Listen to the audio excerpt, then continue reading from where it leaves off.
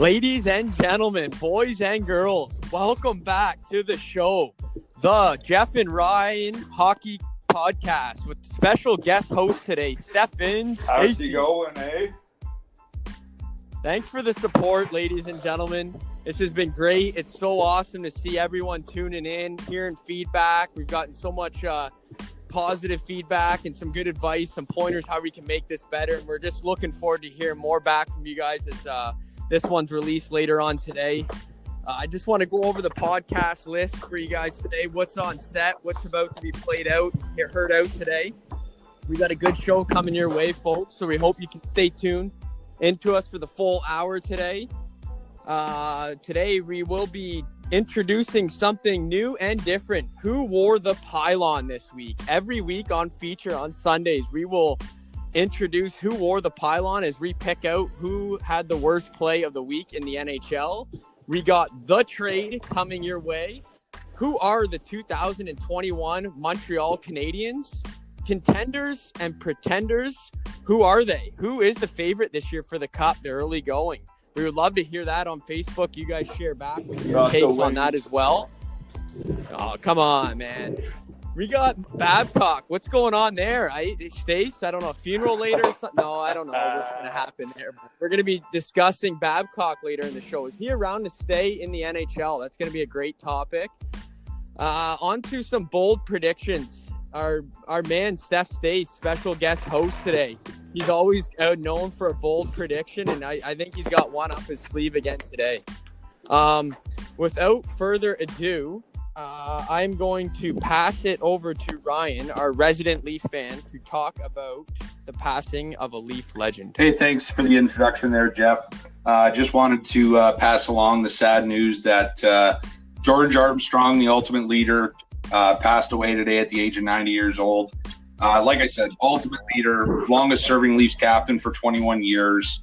He's a Hall of Famer. He's on Leafs on Legends Row in front of the SBA. Can't say enough good things about him. Always involved in the Toronto community. He was one of the first NHL players of Indigenous background. Like I said, just the ultimate leader, ultimate captain, ultimate community, and just a great human being from all accounts, all around. So very sad day in Leafs land with the passing of Mr. Armstrong. But our thoughts and prayers go to the family, and he will be missed. But that being said, his life will be celebrated as it should be. And that's all I'm going to say about George. But again, great guy, great hockey player. Thank you, Ryan. And he'll be missed.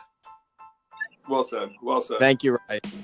Well said, Ryan. Lots of love there. Lots of love to his family during this difficult time. Without further ado, though, let's jump into this. The pylon of the week, Ryan. This was your idea, and I really like it, man. This is a great one. So I'm gonna pass it right along. Yeah, this has to go to you. Where did this idea kind of come from, or just maybe explain it briefly and just dive into it? Who's your guy this week, man? So basically, the idea thought, a lot of different podcasts and shows do highlights of the week or misplays of the week, and we want to do something, along that vein, but at the same time, come up with a creative way to, being in hockey and slang and stuff like that, being a pylon is looked at as a negative thing. So kind of just wanted to, put our own spin on the show in terms of doing a misplay of the week kind of thing. So that's where the idea came from. That being said, my pylon, being the Leafs fan I am, my pylon of the week, or who wore the pylon, is going to go to Jimmy Vesey. Earlier in the week they were playing Edmonton, had a decent opportunity just to move the puck into the corner, decides to shoot it across the front of the net, right off of Muzzin's foot into the net, basically led to the Leafs losing that game, that first game against Edmonton. Shouldn't have done that, obviously. I don't know what he was thinking, but he wore my pylon this week. On to Steph. Who do you think wore the pylon, bud? I know this really doesn't matter at all, but left foot or right foot? Okay, left foot. Okay, yeah, just curious right there. Left or right? That is a great one, though. You need to know, right? Like, what should it have been there? Point fingers, that's all I say. But my pylon goes to, and I hate to do this to you, but the whole Sens team, 14 goals against in 3 games. Over 4.5 goals against the game. You got to be better than that if you're going to pull yourself out of the dumpster from last year. And I don't have a lot of hope going into this team. I might be losing a little bit of money on these guys, to be honest. And, just the Sens team, just the performance last week. I hate to do that to you, Reese, but yeah, got to do it. You didn't even let me know, Steph. You just caught me off guard, man. I know. I couldn't just. Just hanging me out to dry for everyone who's listening. Got to see it, though, no? It was a really bad week. Not to get into their week or anything like that, but yeah, it definitely wasn't their best display of hockey. I mean, there's always next a loss week, is a loss. And next week, they can get off the pylon. You know what I mean? It could be someone else next week. Just know that. That's right. Respect there, definitely. There's always hope. There's always another game until you're exactly. out. Right? Lots of games left in the season. I'm gonna jump right in on this, and I'm gonna go with Pierre-Luc Dubois. His shift on, was it Thursday night against the Lightning, was just awful. He goes out, hops over the boards, literally takes about 3-4 strides into the offensive zone, doesn't even engage strongly in a puck battle with Tyler Johnson. And no offense to Tyler Johnson, not a big guy or nothing, but just lets Johnson win the puck battle. Maybe takes some back strides back up the other ice. Doesn't even back check hard. Like, literally, I don't even know how that's acceptable at $5 million. Like, pretty much. Like, what do you do, right? I get it. You're a pro. You know, it was his way of sending a message to the organization. Like, I want out now. I get that, but you know, you're making $5 million a season here. Like, I put more effort in hopping over the boards in a shitty hockey game. Like, well, John Tortorella definitely let him know that was unacceptable. He sat the rest of the game. So I guess that kind of tells you that type of behavior obviously isn't acceptable in the NHL. Exactly. I love Torts' decision to go ahead, sit him down, and you know what? Good on the organization for just getting the deal done. Like, let's go right into this deal. Like, this is a heck of a trade, ladies and gentlemen. This early in the season, we got a couple of the 2016 big dogs traded from the entry draft there. Sorry, is it 2016? Was it? Yeah. 2016, the number 2 pick in Patrick Laine and the number 3 pick in Pierre-Luc Dubois. 2 and 3, they get flipped here. So going to Winnipeg receives a 3rd round draft pick and Pierre-Luc Dubois, the power forward. Columbus receiving Patrick Laine, a sniper on demand, and Jack Roslovic. Roslovic obviously expressing wanting out of Winnipeg early in the season, just wanting more ice time, a little bit more of a chance, could never really crack those top 2 lines in Winnipeg, and just kind of, I think, looking for a new start, maybe some more ice time in that. What are you guys, like, initial thoughts on the trade?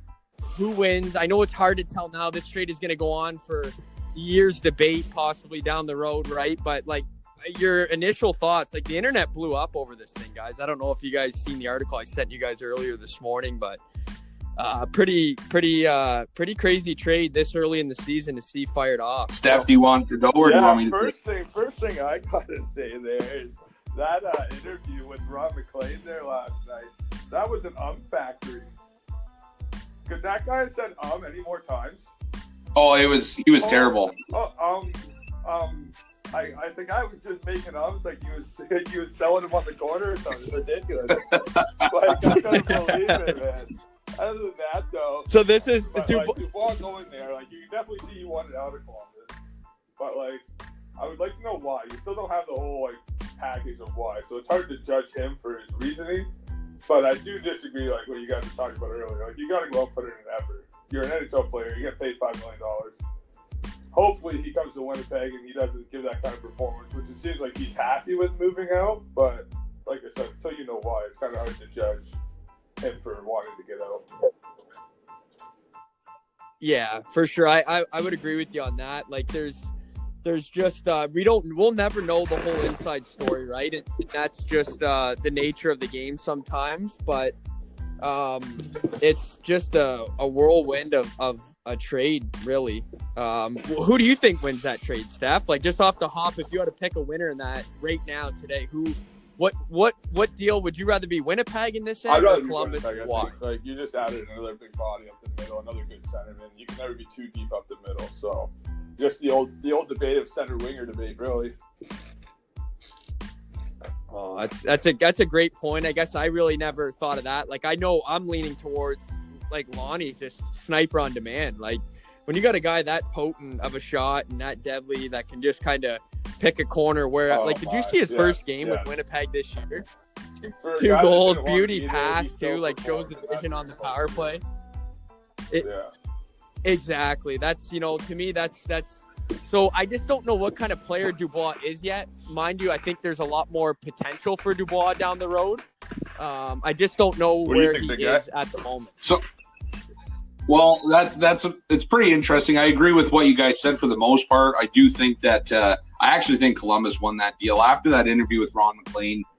We don't know what Dubois' reasoning is for wanting to leave the team. He hasn't announced. Doesn't sound like he's going to. But that being said, without, unless he's got a family member sick or, some personal reasons that make sense, the interview came off as shady and a little snaky. I didn't like how he didn't perform in that shift and basically just thought it was shinny hockey, and then Tortorella sat him for the rest of the game like he should have. So all that, that's not great. But if you look at the actual details of the trade, so going to Winnipeg, you get Pierre-Luc Dubois. He's got 159 points in 239 games. Pretty solid. We can all agree that. Only 66 goals. So he's on about a 30% pace per, he scores 0.3 of a goal per game, which is pretty decent at the NHL level, but not a super sniper or anything like that. The other thing the thing I don't understand with that deal on Winnipeg's end is you already have Mark Scheifele.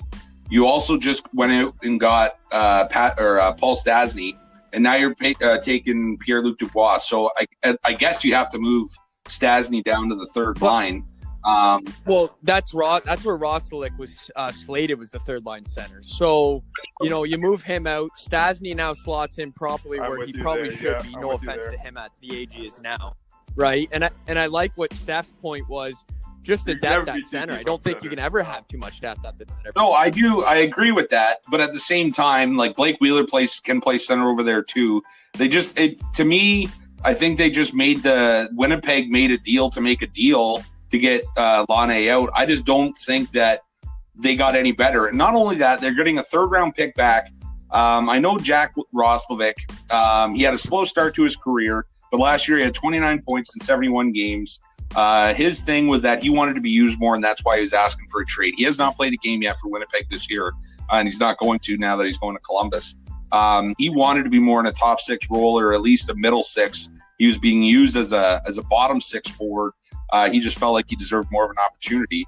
But you're getting a third-round pick back, which basically, I did some research. Basically sounds like a third-round pick has roughly about a 25% chance to make it to the NHL. So basically, a pot of gold. Like, who knows what's going to happen with that pick? And then, so are you saying Mark Stone's a pot of gold? Yeah, 100%. Yeah, okay. 100%. Okay, I just had to say that on the air. I just had to get that out there. Yeah, but how many other third-round picks don't make? That's what I'm saying. Like, once in a while, you might get a good pick there, but it doesn't necessarily mean it's going to be a good pick. Based on being that it's only 25% of third-round picks make it to the NHL.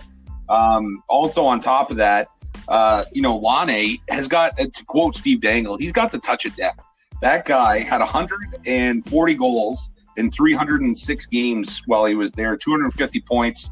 To me, I think just straight out, if you don't look at position, Pierre-Luc Dubois being a center, Laine being a winger, if you take that out of the equation, Laine is the better player. He scores more often. He's more lethal, more dangerous. Dubois is a hardworking guy. He's going to be good around the puck. He's hard on the puck and all that stuff. Laine is definitely the more gifted hockey player for sure. And then Columbus to also get Jack Roslovic, who I think is he's just getting to that age where he's starting to peak a little bit on where he might get to potential-wise.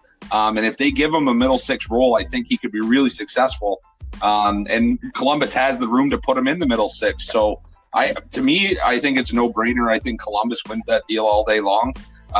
It'd be interesting to see how Pierre-Luc Dubois does in Winnipeg. I know his dad's there coaching with the Manitoba Moose, but to me, it doesn't make sense on a Winnipeg standpoint. And honestly, I think Columbus kind of they kind of took him on that deal. I mean, that's my opinion, but that's honestly where I'm at with it. You know what kind of worries me in all this is just Lonnie, like how if Dubois had run-ins with Tortorella, I'm not saying Tortorella is the reason why Dubois wants out, but how is Patrick Lonnie going to do with Tortorella breathing down his neck because he hit 4 posts and it didn't score? Like I just don't know how. Like that's what I said to you, Rye, just earlier in the week. I said, okay, so does this mean like eventually, if this doesn't work out, this relationship here with Lonnie and Columbus, does Tortorella lose his job? Because is there an issue here with star players and Tortorella? See, I'm not overly worried about Laine in Columbus. And the reason being is that who's the coach in Winnipeg right now? Yeah, Paul Maurice. He can be a hard coach. He's a hard ass. There's no doubt about it. And he may be a little different than John Tortorella, but he's still a hard coach to play for.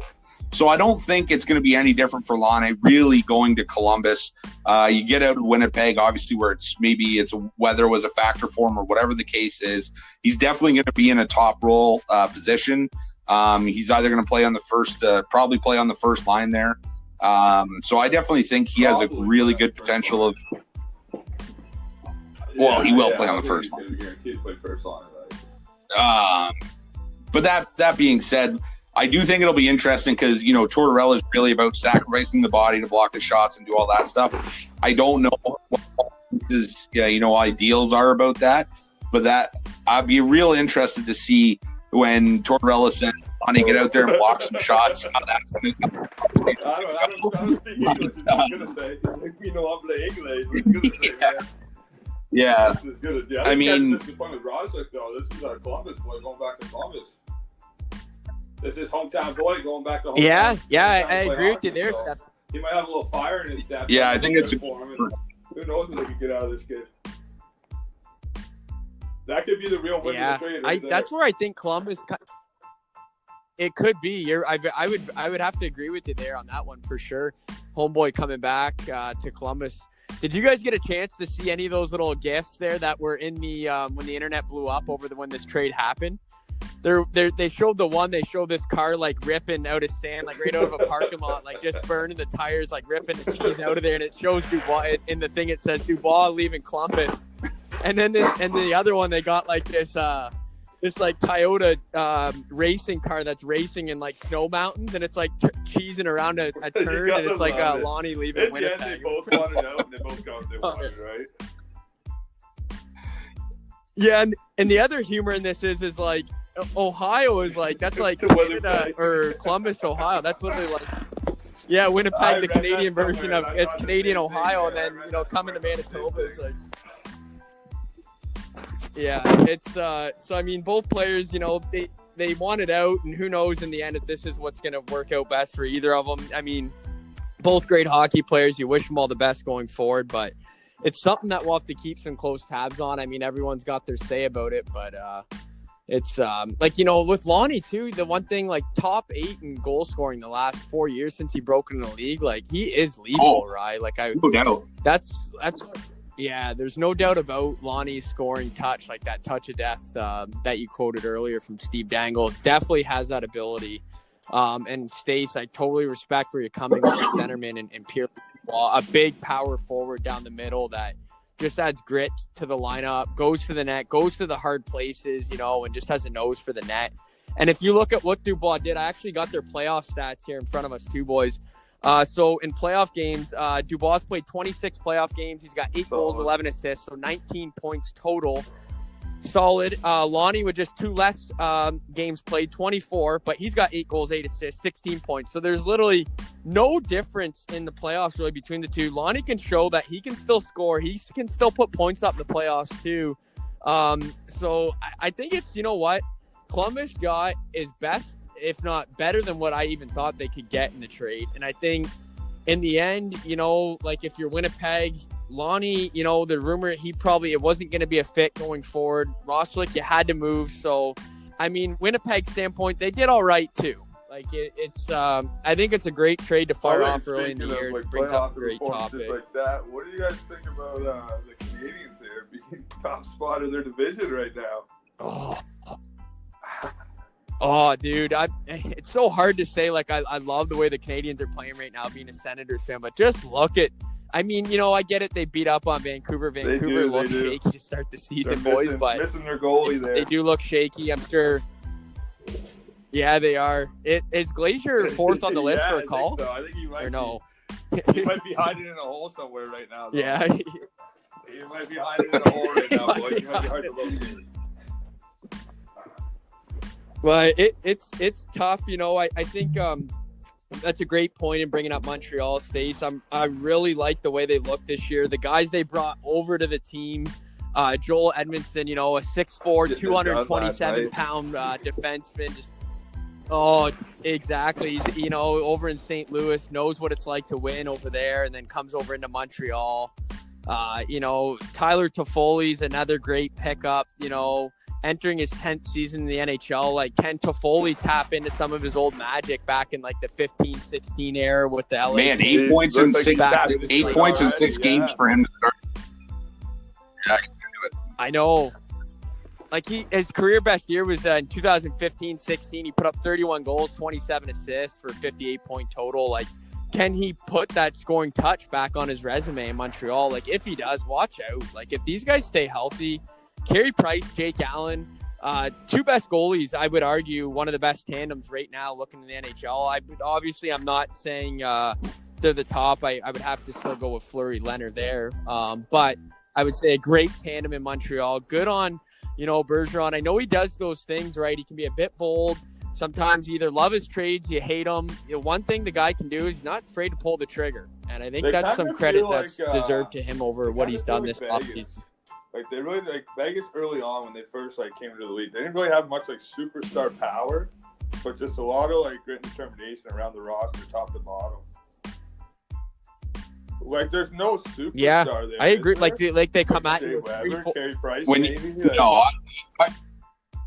I agree with you there, though. Like, when you have guys like Gallagher leading the way, like, that guy tries 110% every ship.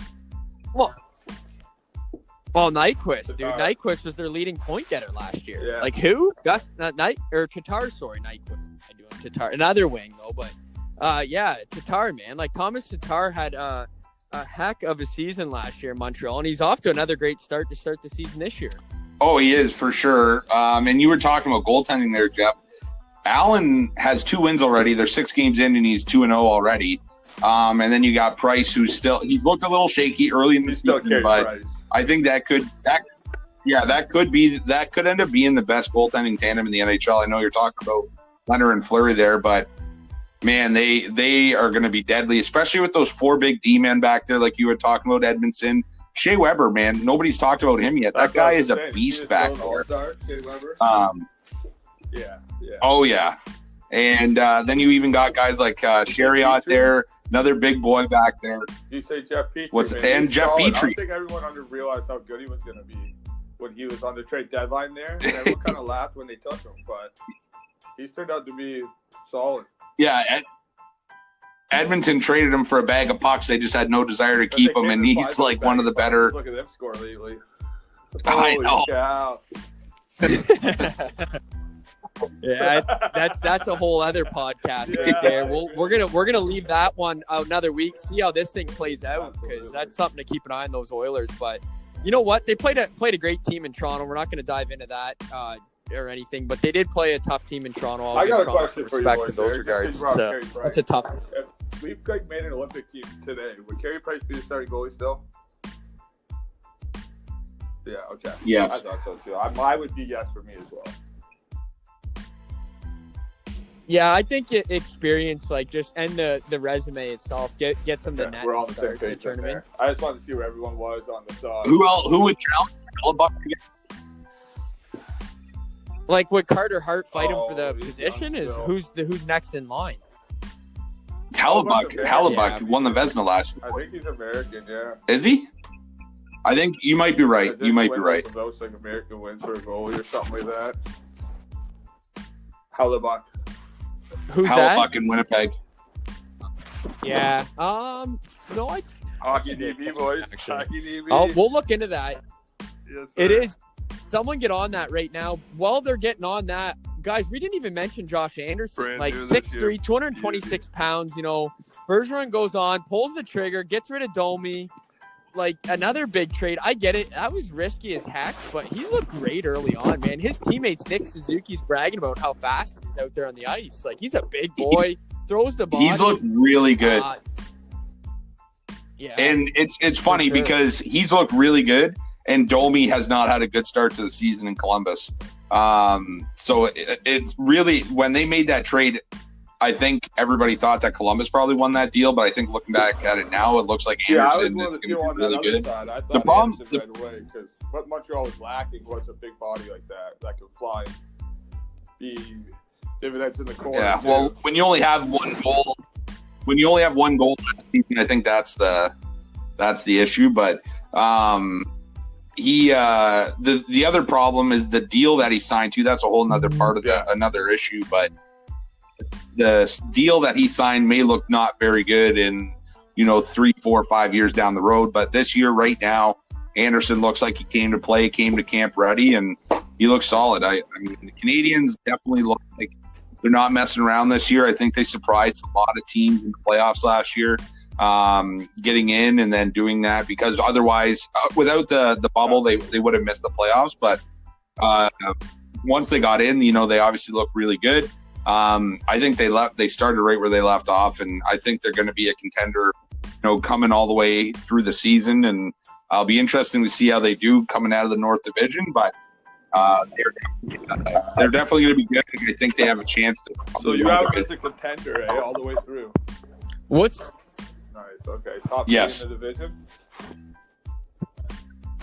Top 2. Top 2 in the division.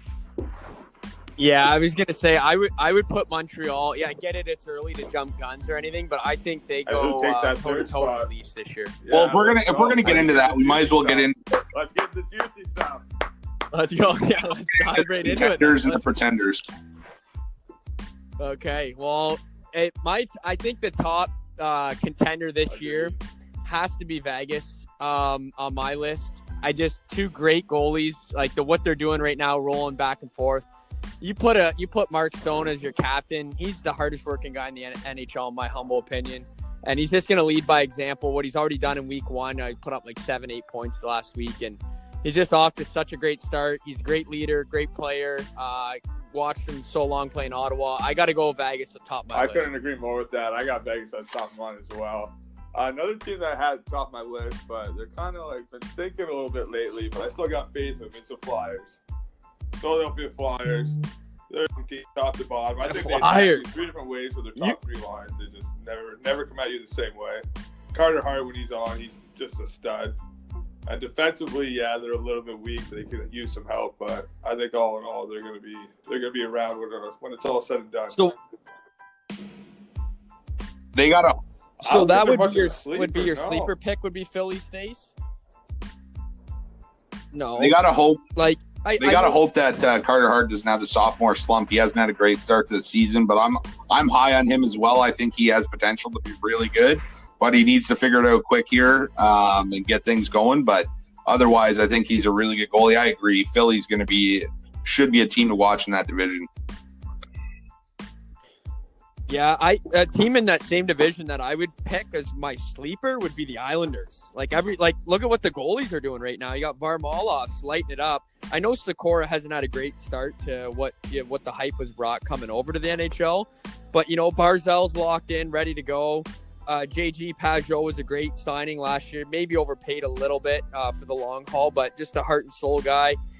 Interesting to see what Anthony Beauvois is going to do this year, after the good playoff run he had last year. Andres Lee, I don't know what's going to go on with Eberle, if he's going to be left exposed or anything. No disrespect to Eberle fans. I just don't know what's going to happen there. But yeah, I don't know. The Islanders, they went deep last year too. They were conference finals last year, boys. Didn't they knock Philly out? So I would pick Islanders to be there to make a little noise again in the East. I got the Islanders on my list as well. I think they're really well coached. Barry Trotz, in my opinion, one of the best coaches in the NHL. Love his defensive system. Obviously, that really helps their goaltenders out. I think they're deep up and down the lineup. They come to play every night. And then they still have some high end power with guys like Barzell. Obviously, that's a big one. Outside of the Isles, I got a couple teams here on my list. Yeah. Colorado, I think they haven't had a great season, but man, is that team filled with just nuts. Yeah. Oh, they are unbelievably good, unbelievably talented. I think that team they could go all the way easily. I could see them winning the cup. Talented as talent could be. Goaltending might be their weakest. A team that I think. Yeah. I was just thinking that, like, Grubauer and who's the backup there, Francois or something? Franz, I don't know how to say his name either, Franzus or something like that. Yours is, who knows? Yeah, yeah. Yeah, they're definitely deep. Landeskog in a contract year this year. Obviously, should be playing for some extra money. Should be leading the way that way too. Yeah. What do you think they'll do with Landeskog? Do you think they strike a deal, or do you think because of COVID though, does this like linger deals to maybe get done later than what they normally were? Probably because they just don't know what's going to happen. But I mean, Landeskog's not going anywhere. He's their captain, great player. He's not going anywhere. Yeah, but I didn't think Chara was going anywhere. Captain. Yeah, Chara's 100 years old. You got Chara. Like, they're in two different parts of their careers at this point. Like, that's not even. Yeah. Yeah, fair enough. I guess I just wanted to, I don't know. I just wanted to see maybe Chara stick around more. Listen to you, Can't believe Hasek retired either, man. What the heck? Some things just amaze me. Holy cow. There's a team that nobody's talking about right now, and I think it's because they got delayed due to COVID. Sir. But the Dallas Stars, man, I am high on those guys. I think they got real good potential to do something again this year. I know they looked good last year, but I think they're going to go back. Vegas? Vegas Dallas. And Colorado. We just got done talking about Colorado too, and then St. Louis. I think St. Louis. You can't. Ooh, I don't know about that one. We'll get to that. On that. Like, they look a little questionable, a little suspect. It's early. I want to see if Tarasenko gets back. You got Mike Hoffman at it. Wait till guys get going. I'm not calling them out yet, boys. I'm not ruling. Outside of that, though, I still have Montreal on my contenders list. I think they're going to be good, but I do think they're going to be battling with the Leafs to come out of the North Division. I know I'm a Leafs fan and funny, but I do think they. It's okay to be a Leafs fan. I was waiting for it, Ryan, patiently for the Leafs to come up. I was gonna let you do it. I'm glad you brought it up. I was gonna let you walk into it, but that's great. It's a great call out. By I think I really like the additions they made. I know Joe Thornton's out for a month with a broken rib. It is what it is. However, they did look good, not last night, but the night before, without Thornton and Matthews. Matthews, it sounds like, is going to be playing this afternoon. They got Calgary lined up at 4:00, so that's good to get him back in the lineup. It just says upper body undisclosed. It just says upper body soreness.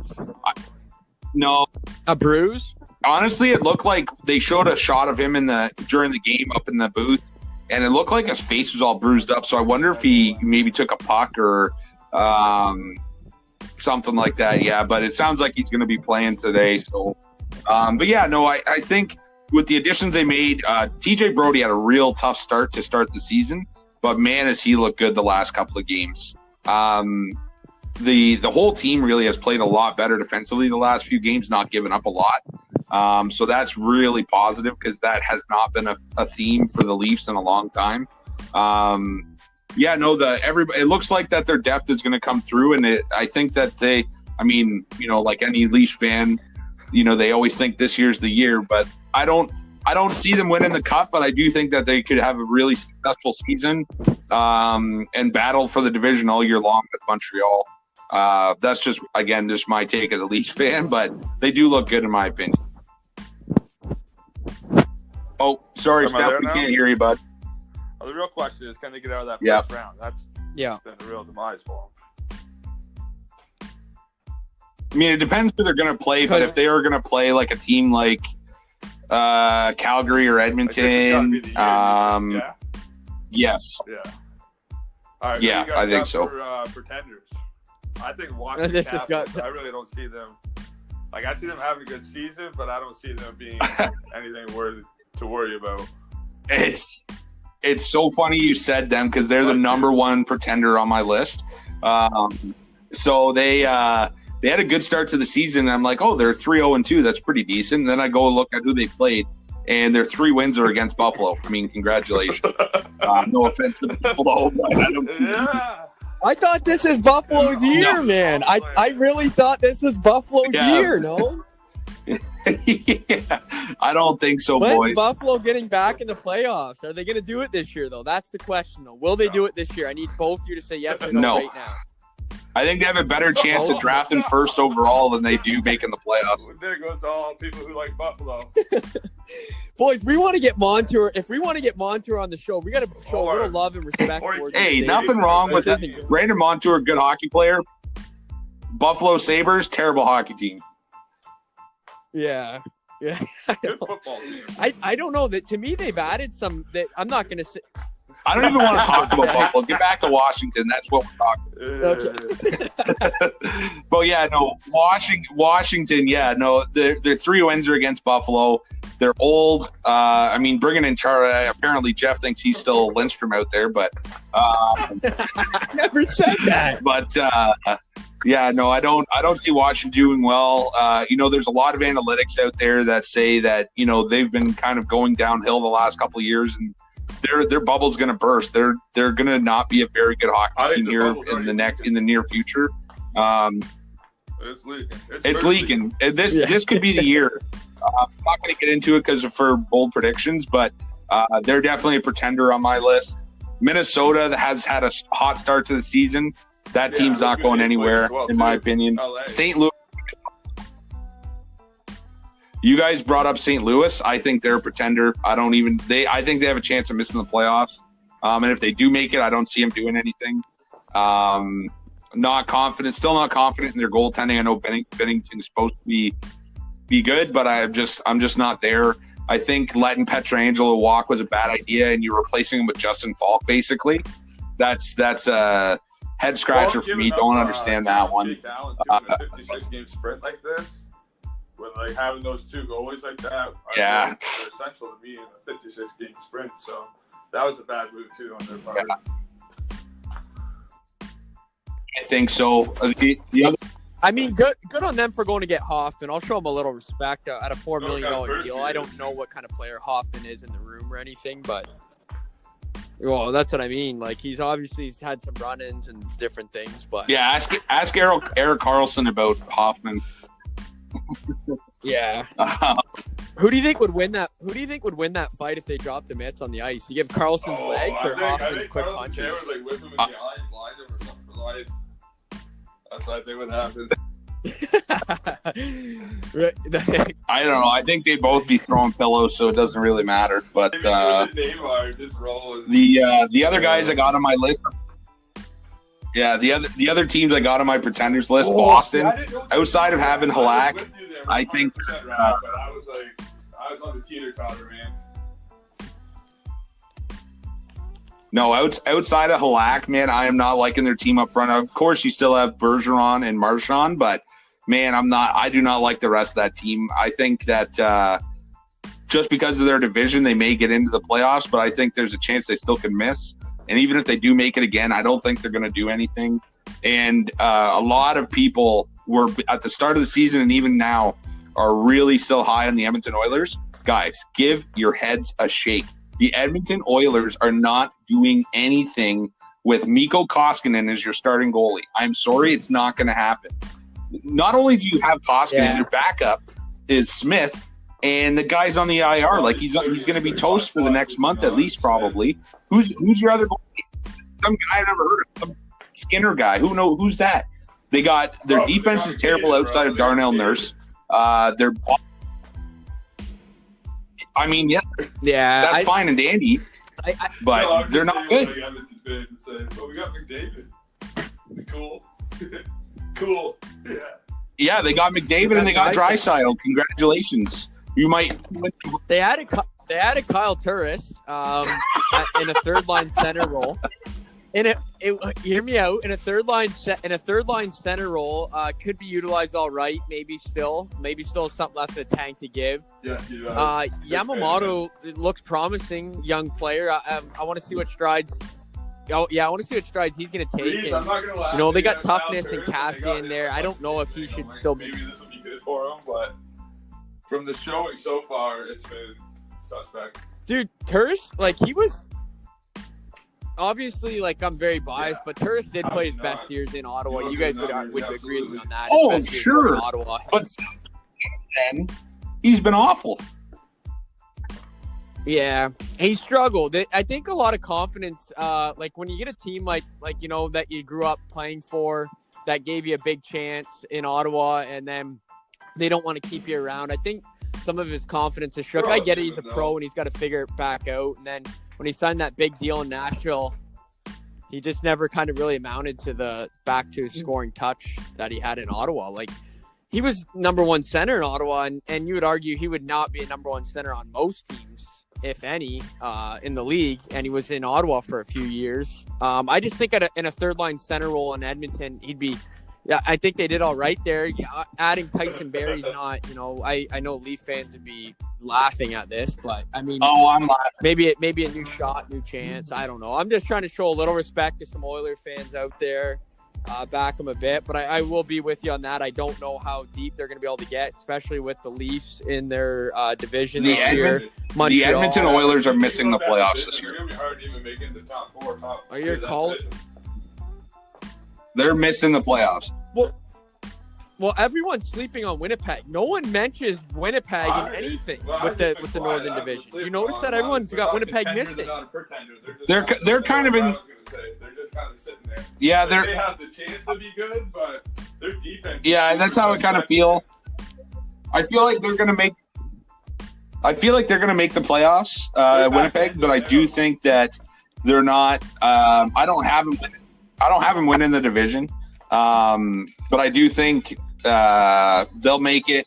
The Leafs and Montreal will make it, and Calgary will make it. That's my 4 teams that come out of the North.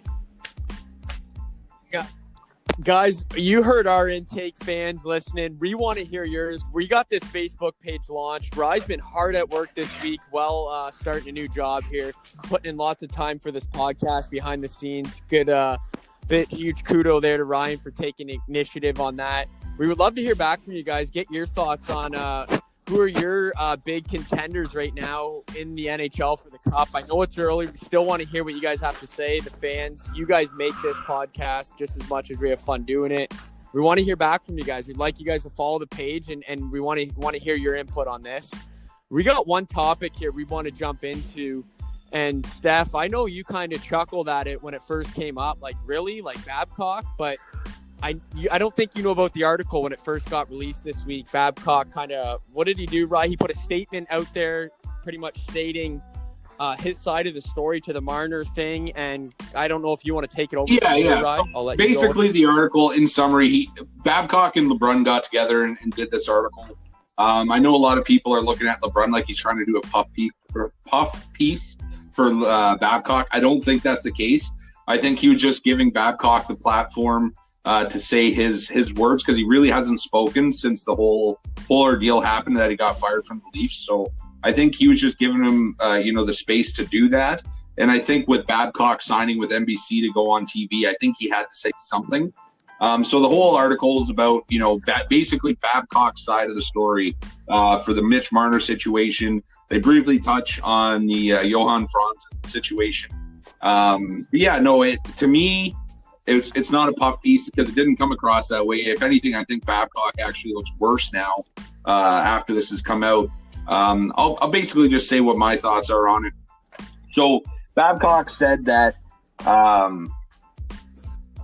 that what is in the media about the Mitch Marner story is not really accurate. He didn't go and post the list that Mitch Marner gave him and put it on the wall in the dressing room or anything like that. He is saying what happened was, basically, I'm paraphrasing, but he said that Mitch Marner came into his office for a meeting. They were talking about effort that is required in the NHL. Babcock wanted him to list the players and based on, you know, how he thought his effort level compared to the other players on the team. That was a personal discussion that they had. Meeting done, he leaves. Babcock then proceeds to have a meeting with Tyler Bozak. They also are talking about effort in the team. And then Babcock just happens to bring up, oh, this is what Mitch thinks, and shows him the list. Apparently, Babcock at that point knew that he made the mistake. He should never have shown Bozak the list. Right after that meeting with Bozak, he goes into the room and talks to Marner and says, Marner, I screwed you. This is what I did. Do you want me to tell the team what happened? I'll air it out right now. Marner, at the time, was a rookie. I don't think he wanted to ruffle any feathers. Pretty quiet kid to begin with. Said, no, I decline. I don't want to talk. I don't want to get into it right now. Babcock then says that was his mistake. He should have just said to Marner, I'm going to tell the team what I did so that I don't screw you over, and then proceed to tell the team.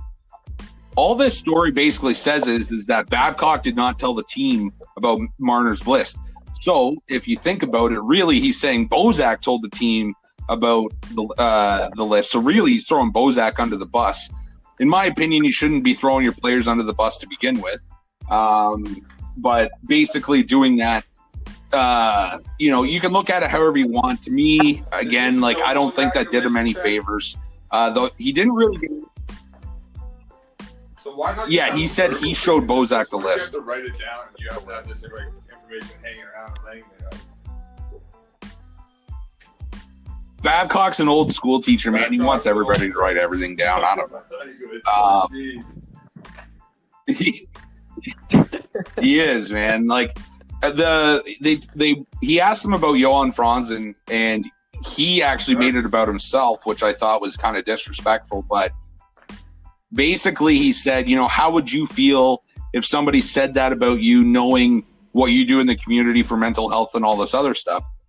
But basically, like, Johan Franzen is going to PTSD meetings to get over the fact of, like, what happened. The guy was dealing with severe concussion symptoms, and Babcock's just chewing into him, and it makes him his target to the point where, you know, Franzen couldn't even play. That guy still should be playing in the NHL. You know, how old's Johan Franzen? Sorry? How old Franzen? I think he's in, I don't know exactly, so don't quote me on this, but I want to say he's like 34, 35. Okay. So, like, he could easily still be playing the NHL. And remember, when was the last time he even played in the NHL? Like 5 years ago? For a long time now. Yeah. Yeah, like, he basically sewered the guy's career on top of the concussion issues. And then among all this other stuff, you know, you talk about Mike Modano, you know, sitting him so that he can't get to 500 or 1,500 games. He's sitting on $14.99, had to retire that way because Babcock wouldn't play in one game. You know, Chris Chelios talks about how big of a bastard that Mike Babcock is. Jeff O'Neill is, you know, quite open on TSN about talking about Babcock, how bad of a guy he is. And you don't... The Jason Spezza thing, the Spezza... Sitting Jason Spezza an opening night, you know, that's... Yeah, like against his old team. Yeah, that's Ottawa. Like, that's tough. And, like, to me, the question becomes, you know, sure, you want to go on NBC and be an analyst, fine. Does he deserve to be an NHL coach? Again, I don't know. To me, I wouldn't want him coaching my team. I guess maybe like a team like Seattle, maybe, or you know, a team that needs some discipline. But what do you guys think? Do you think he deserves to be a coach for NBC now? What's that, Steph? Well, I don't think it looks very good, but I mean, at the same time, they had guys like Jeremy Roenick, and they had, you know, I don't think he didn't do anything that was illegal. He didn't do anything that was racist or just discriminatory. But that being said, you know, just the way he treats people, and apparently he's got the biggest ego in the room. He's never wrong. So, you know, do you want that on your hockey team, I guess, is the question. Like I said, I wouldn't want him to come back to Toronto. No, I know you guys don't want him to go and coach your teams, but does he deserve a chance? Does he deserve a chance to coach in the NHL again? I think that's up for debate. I would just have a lot of questions. Like, if I'm the GM, I think there's other options out there. You wouldn't need to go down the Babcock route. But at the same time, like, I do know he's won a gold medal. He's won a Stanley Cup. Good coach. Does he deserve to coach in the NHL? I don't know. Yeah, I mean, I'm a firm believer in second chances. I get it. Like, he made some more than few mistakes in his career. Like, does Kenny learn from this? Maybe. Do you believe in second chances? I just don't that's know what it comes down to. What was that? Sorry, Steph. Someone could change, and did he do the right things to change? Yeah, pretty much. Because I mean. Right, because we've all seen it, right? People can turn their lives around, right? Addicts and different things. People that have had anger issues, they go to classes, all these things. We see it, right? There's a lot of miracles that do happen in people's lives, and transformation is out there. So I will side with that just for the sake of a Babcock fan that might be there, if there are any. Some Americans watching NBC right now being like, I love this guy, man. I love this guy. Who is this guy? This guy's awesome. Their first hockey game ever, right? Oh, man.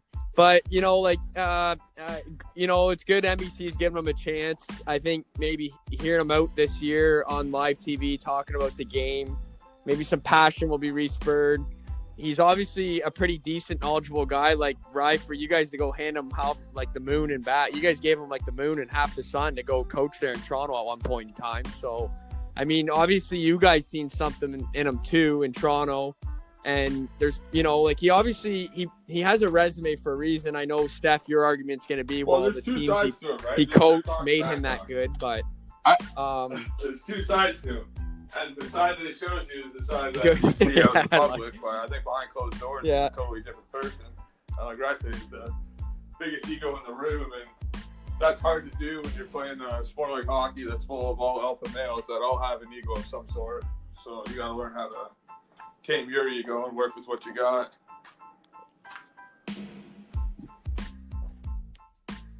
Well, it seemed like when he was in Toronto, he did a lot of good things, especially the first couple of years. There was a lot of young guys. They needed some discipline. They had to realize that the prisoners are not going to run the prison kind of thing, right? Like like I said, lots of great things. But that being said, there was a lot of negative things he did. He was openly fighting about lineups and stuff like that with the GMs, whether it was Lou or Kyle Dubas. It seemed like he was purposely doing things to make the Leafs worse at times just to prove a point. And to me, I don't want that. You know what I mean? Like, you can't be doing things like that in the NHL. Right. He wants to prove that what he is doing is correct, which every game in the NHL, I don't care if it's a 56-game season or an 82-game season, every single game means something in the NHL. The teams are so close. There's so much parity now in the NHL. You can't be doing things like that to cause losses against your team to prove a point to your GM that you know what you're doing. Every game matters now. Even if it's an overtime loss, it's still a meaningful game. He needs to be humbled. He needs to learn some humility. He needs to humble himself a little bit. Realize that he is not, the biggest guy in the room. His opinion isn't be all end all, and he needs to take, I think, some criticism, and be constructive with that. And I think if he can do those things, and the GM that's hiring him can see that he's doing those things, then I think it makes sense to give him another chance. Otherwise, I don't think you give him another shot. I think it's just going to lead to more poor decision making. And again, if you let his ego run the dressing room, I don't think you're going to be happy with the results. Would that be what he'd have to do to stick around? Or is it worse than that? Yeah. I mean, to the older hockey fans out there, I think he'd probably be more similar to Mike Keenan, who's been coaching in Russia now for a decade. So, yeah. Can you friendly remind me, where was Mike Keenan coach again? What head coach? He was St. Louis. He was in a bunch of different spots. Right. Yeah, he's in Philly. Was he Dallas too? I don't know about Dallas. I want to say he was in. He was all over the map.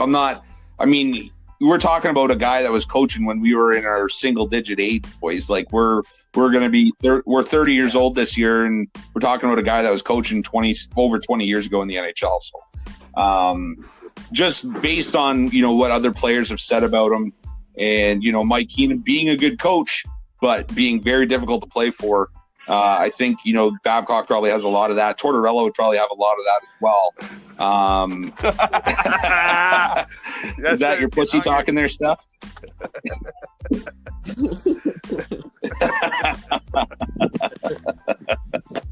But, I think if Babcock could show that he changed, I think then I would be willing to listen. But outside of that, I wouldn't give him another chance. I think there's a lot of guys. There's only 31 NHL jobs, soon to be 32, and there's probably 40 or so coaches that are always in rotation. There's always guys without jobs. I think that there's probably other guys ahead of him on the list that could get jobs right now that aren't complete assholes. Yeah, I think it's a great take. Good spots from everyone there. Good takes, guys. Before we wrap up the show, we're gonna dive into another segment. Sorry, about Ryan. You came up with the who wore the pylon, and what we want to do, fans and listeners out there, is a bold prediction, and this all stems right from Steph Stace, the man himself, and I'll let you speak a little bit about this, Steph, because you're a man of bold predictions. You told me when we were going to bring you on the show, you said, I'm going to have some bold and hot takes, and right away I knew that's right. And you know what? A bold take to me is something that I love it. But truly, deep down in my nutsack, my scrotum, I believe this bold take. And my bold prediction for you is Jacob Markstrom, whatever way you want to say it, will win the Vezina this year. Vezina winner, Jacob Markstrom. Oh, wow. That is a hot take right there. The lawnmowers, whatever you want, your children, bet them all on Jacob Markstrom winning the Vezina. You heard it here. Bold predictions, Steph Stace. I think your grass might be getting a little long because I don't see him winning the Vezina. But let me throw these numbers here. if you're, well, you heard him. He said bet the lawnmower, so I don't even know if he's got that. We got thing a 199 GAA with a 935 to start the season. Great numbers coming out the gate. If he can ride this, let's go. Count your money, ladies. Count your money. all right. Oh, Steph, yeah, I think you've been hanging around Jesse Colin too much, bud. Colin, no offense. I think Colin's selling you on some shit. I'll let him call your phone for that. I think he's selling you on something. Is he still trying to get you on Lucic too? Yeah. What a take. All right. And they got to be bold. That is great. A little respect there, because you know what? It's definitely. That's right. I love it. It's a bold prediction. You can't skimp out and give us something half-hearted like, oh, the Leafs are going to win 3 games next week. Well, there's a great. Oh. Yeah, I like it. Rye, I'll let you spit something out here, bud. What do you got? I kind of got 2, and I couldn't really decide which one I wanted to go with this week, so I'm going to give you 2. So the first one, we kind of talked about it earlier. The Washington Capitals are going to miss the playoffs. That's my bold take on that one. They are going to miss the playoffs. Obviously, even the next 4 games, they got 4 of their biggest players not playing because they decided to be stupid and get together in a hotel room without their masks on. And now they're going to sit for 4 games. So, that's not going to be good. Like I said, their only wins this year so far against Buffalo. Congratulations. Hang your hat on that one. That's boys. Again, we're trying to get Montour on the show here. We got to. Yeah. So Washington misses this year's playoffs. That's my bold take. The other bold take for all my Leafs fans out there: Johnny T is going to score 40 goals in 56 games. For the Stars, baby. Oh, I love it. Suck on that island. I'm a John Tavares fan. He's had a hot start to the season. He's got a hot start to the season. He's got 4 power play goals already. It looks like they're feeding him in the slot there on the power play. His line, he's going to be rolling with Nylander. Nylander looks like another player this year. Johnny T scores 40 goals in 56 games. You got the horn going. You got the fingers in the Yeah. Yeah. Johnny T for 40. Let's count it. Yeah. Yeah, that's in a 56 game season.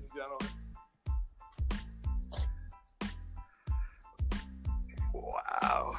Yeah, okay, I got probably the boldest prediction of the night here, and a very, very biased one because I'm so committed to the Ottawa Senators.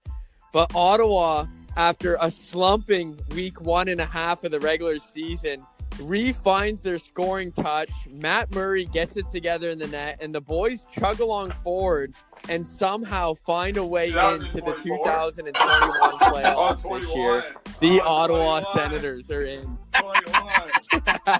I have to. You said you guys wanted bold. You said you guys wanted bold. Not stupid. I'm giving you bold. That's just mean. But it is a little outlandish, I'll give you that. That is mean. Hey, Jeff, if you're doing that, you should throw some money on them right now. I think they're like boys, I had to be bold. I know. Yeah. A loony. Yeah. Throw a loony on him, eh? See if I can make 20 grand. I thought you were going with Stützle winning the Calder or the Rookie of the Year. Though. No, that's not bold. That's just smart, dude. That's not bold. Look what I think that's definitely possible. I wouldn't say that's bold. Like who else? Yeah, I would. I don't know. There's another candidate in Josh Norris on Ottawa too. Could have a chance at it this year. He's looking really good on a line with Tkachuk. But yeah, I don't know. To me, let me explain my case a little bit here. I think week 1 was very tough for a young team. I think they'll learn from this. I think it's going to be an extremely tough division to play in, but I caught Brady Tkachuk talking on the Spit and Chicklets podcast, and you know what? Like, I get it. The kid wants to be the leader for the team, and he is. He's got an A on his jersey, could possibly have the C next year. He's going to say all the right things right about the team, but he was really just saying how they're pushing for a playoffs. That's the goal, man. And it should be with every team, but it was just awesome to hear, and I just think they're going to get this thing figured out. I think they brought in a couple of the right pieces this year to help them be better right now. It's a bold take, and that's part of the show. Call me stupid, call me crazy, but we might be knocking on the 4 or 5 spot. The Wings are going to win the Stanley. Sure. I'm just kidding. Say what you were going to say.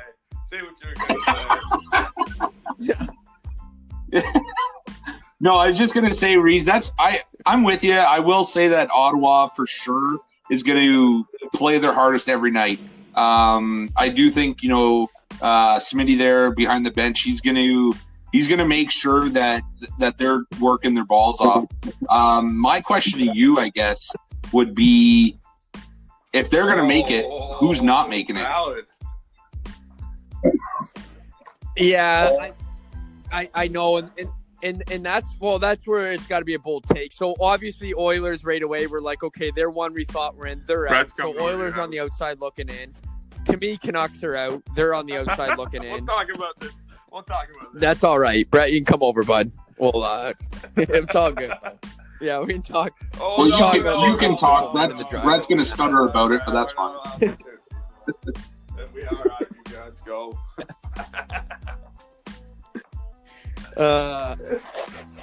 Yeah.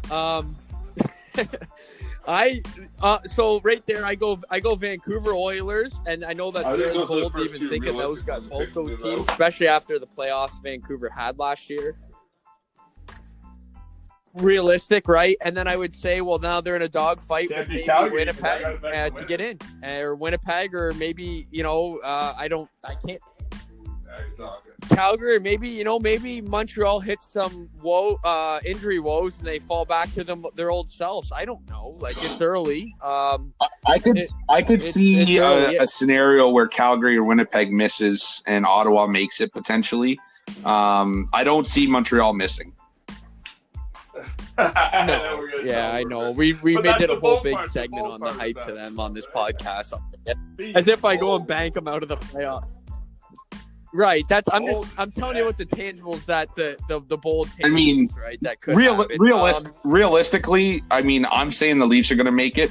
They could miss, I guess, in theory. If they miss, I might as well just no. quit my job and just do something else with my life. Just do prostitution.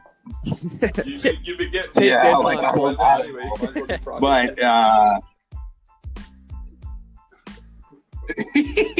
pretty much.